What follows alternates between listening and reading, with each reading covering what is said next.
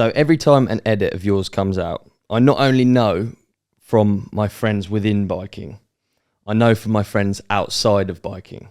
Like, and I know I get it sent by uncles, by people I've used to work with that don't ride. Like, you reach a way wider audience.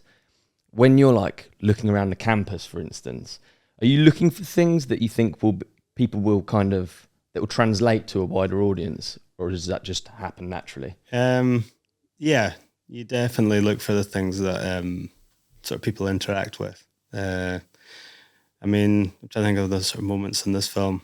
I mean, it starts off with this like hop to wheelie up this sort of bike shelter at the start, and it goes up to like about 13-foot drop to flat, which wasn't very good. But that's not exactly that relatable, but it was a nice place to start. It starts outside the place. It's like the front door basically, so it was an obvious place to start. It's a banger opener. Yeah, it is. You say it's not relatable, but it is, because everyone can figure out, okay, wow, that's really high. Yeah. So it is relatable in a way, but I know what you say. It's not relatable that other people can go and do it. No. But it's relatable in that you can tell how high it is. But I'd say the sort of moment, the one moment from the film that you might sort of, well, not relate to, but I tried to, basically they've got these cool bikes on campus that, the place is so big that you have to, use these city bikes to get around, which are all branded up like Adidas Originals. They're very cool. And I remember cycling on one and looking down between the handlebars, and they've kind of got these kind of, I don't know, almost like swan neck kind of bars, or I don't know what you call them. And it looked like you could perfectly nestle your front wheel right in between them.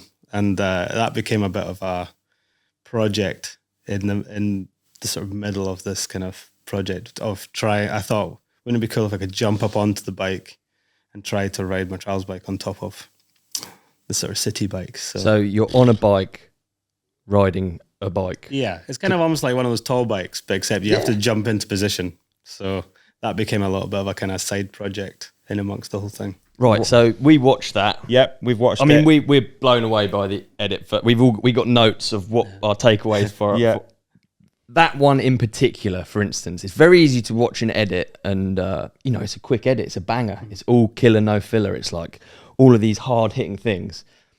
Just taking that as like a case study, the city bike. Like, what goes into that? You just rock up in the morning, give me a city bike, let's see if we can do it. How does it work? I actually got them to send me one of the bikes to my house in Scotland. And to be honest, it kind of sat in the shed for a while. I should have gotten the case with it a little bit sooner. But you get, I personally sort of get a little bit of fear of success or failure with that kind of stuff. Whereas like... I mean, we had quite a long time between clearing the spots and actually riding in campus. So this bike sat around a little bit longer. I should admit this it sat around a little bit longer than it should have, because I was a little bit apprehensive of trying it and having my hopes and dreams shot down, because I felt like this is, there's a lot of like riding I'm quite happy with in the video, but this was one of those moments that you could sort of do something that was a bit more interesting, let's say. So I basically eventually pulled the bike out of the shed, got some wood and some screws out, and I kind of made like a bit of a template. And the idea was I was going to make a kind of rack on the back that I could wedge my back tire in, and a rack up front again that I could wedge my tire in. And then I got my friend Rory one day to come and film me try it. I had a couple of crash mats. I tried to make it as safe as I could, really. More for the bike, well, for me, and also I didn't want to trash in amongst trying it. I wanted to make sure if it wasn't right, the bike wasn't going to snap while I was trying it. So put some mats on either side. And then the first time I tried it, I pretty much almost broke my ankle, because the bike, I didn't manage to, I tentatively jumped up, and then the tires didn't connect, and the bike beneath me falls on its side.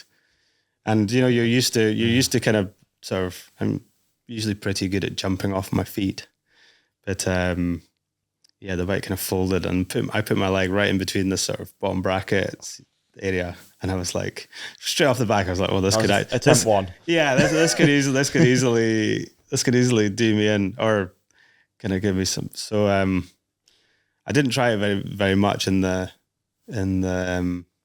shed or in my What's the mindset of that then? So are you just like, no, I'm gonna yes, make this happen? Well, it was all kind of very fine because I had really sort of put it on, I wouldn't say in the back burner, but I was, in my mind, the project was a little bit relying on it just to have something new, really new. Yeah, the pressure of that. But like, I can see why you know, because I think it's easy to forget that you're living a normal life and you get up on a Wednesday morning and the first thing you think of isn't, oh, let's go and try and jump on top of a bike. It's pretty, as far as bangers go in the 2024s, it was relatively low risk compared with, if you're trying to progress, going off a transition and doing something midair and landing. Nowadays, you have to try pretty hard to impress folk. Whereas jumping on top of a bike, but anyway, it was kind of small. But then I went and got a local fabricator to weld up a metal version because I kind of wanted to have it so I could make it look like there was some shoe boxes on the back. And so I sent off my designs to the fabricator, but which was basically handing him this wooden monstrosity that I'd made. And a couple of days later, maybe about literally 24 hours before I was going to fly to the Adidas headquarters to film, I get these racks back from him, which were mint, but I forgot to put in the brief that they weren't supposed to be made out of 10 mil plate steel, so they weighed about 40 kilos or something like that. So it was honestly, the bike was hard to ride. When we put them on the bike, it was super heavy. Yeah, it was actually difficult to. It made the bike difficult to ride, and that was before I was even trying to jump on top of it. So yeah, that we had those made. Didn't really say much about it. Well, that was the only thing we had. So we had to just sort of take them over and give them a try. I absolutely love the idea of like it being like again like a Wednesday morning. Like I could watch like a Wes Anderson style piece on just this, on like the idea moment, and then Danny drawing his like rack. Yeah, it is like I usually have these little stick men drawings for all the projects. Really? It's like pitching new ones to Red Bull at the moment, and big part of it. Literally the 4-year-olds drawing it. Like that's exactly what Chris said. That's exactly what Chris Kyle said. Yeah, like stickman figure. He'll be like hot air balloon, skate park. Because if you start getting into like send it in, you don't really need. Well, the trouble is we can see it really easily. Yeah. And I think because you can start kind of getting 3D and all this kind of scenes and expressions. The little stick man, that'll do it. Does the job. Yeah. Just the process. I'm not ready to move on from the bike riding the bike yet. Mm-hmm. So the rack that you built, that was just to hold the wheel sort of central, was it? Or give you something to... Just to try to wedge, like the idea was that I was trying to really wedge both tires in into the bike so that you could have some kind of control. Yeah. But so when we actually came to try it for the first time, it worked. It was just good. I didn't break my ankle. But we decided to split the scene into 3 parts.